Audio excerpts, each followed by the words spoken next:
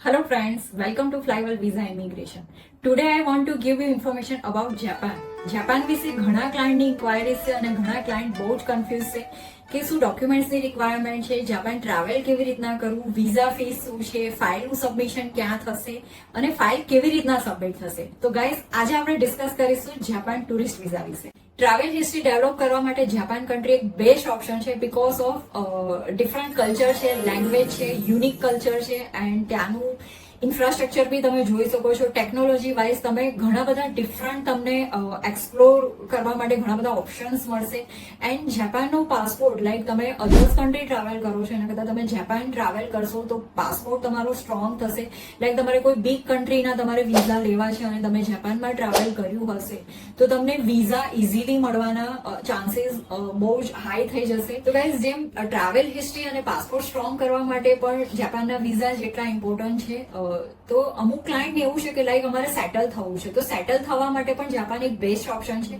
Like તમારા visa આવ્યા પછીનું પાછળનું જે બી જાપાનની અંદર બેકઅપ છે એ ફ્લાયવેલ તરફથી તમને મળી રહેશે. જાપાનની અંદર પોપ્યુલેશન બહુ લેસ છે તો ત્યાં ઓપોર્ચ્યુનિટી પણ બહુ હાઈ છે. લાઈક કામ ત્યાં બહુ ઇઝીલી મળી રહેતું હોય છે અને ઇન્કમ વાઇઝ જોવા જઈએ તો કેનેડા અને યુએસની કમ્પેરિઝન કરતાં પણ ઇન્કમ સોર્સ ત્યાં વધારે છે. જાપાન કન્ટ્રી વિશે ઘણા ક્લાયન્ટ પાસે ઇન્ફોર્મેશન એ પણ નથી કે ત્યાં સોર્સ ઓફ ઇન્કમ શું છે, કેટલી ઓપોર્ચ્યુનિટીઝ છે, કેટલું તમે અર્ન કરી શકો છો અને ફ્લાયવેલ તરફથી બધી ઇન્ફોર્મેશન સાથે તમે લેન્ડ થાવ છો ત્યાર પછીના પણ તમને બધા બેકઅપ પ્લાન પણ તમને અહીંયાથી આપવામાં આવશે.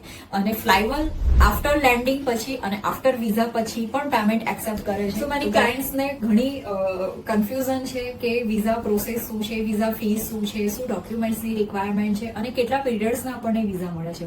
તો ગાઈઝ ઘણી સિમ્પલ પ્રોસેસ છે. 15 ડેઝની અંદર તમને તમારું રિઝલ્ટ પણ મળી શકે છે. તો આજે તમે કોન્ટેક્ટ કરી શકો છો ફ્લાયવેલ વિઝા ઇમિગ્રેશનનો. ડોક્યુમેન્ટ ચેકલિસ્ટથી ફાઇલ સબમિશન સુધીની બધી જ હેલ્પ તમને ફ્લાયવેલમાંથી કરી આપવામાં આવશે. સો ગાઈઝ તમારે ફરવા જવું છે, એક ટ્રાવેલ હિસ્ટ્રી ડેવલપ કરવા જવું છે કાં તો સેટલ થવા જવું છે તો આજે જ કોન્ટેક્ટ કરો ફ્લાયવેલ વિઝા ઇમિગ્રેશનનો.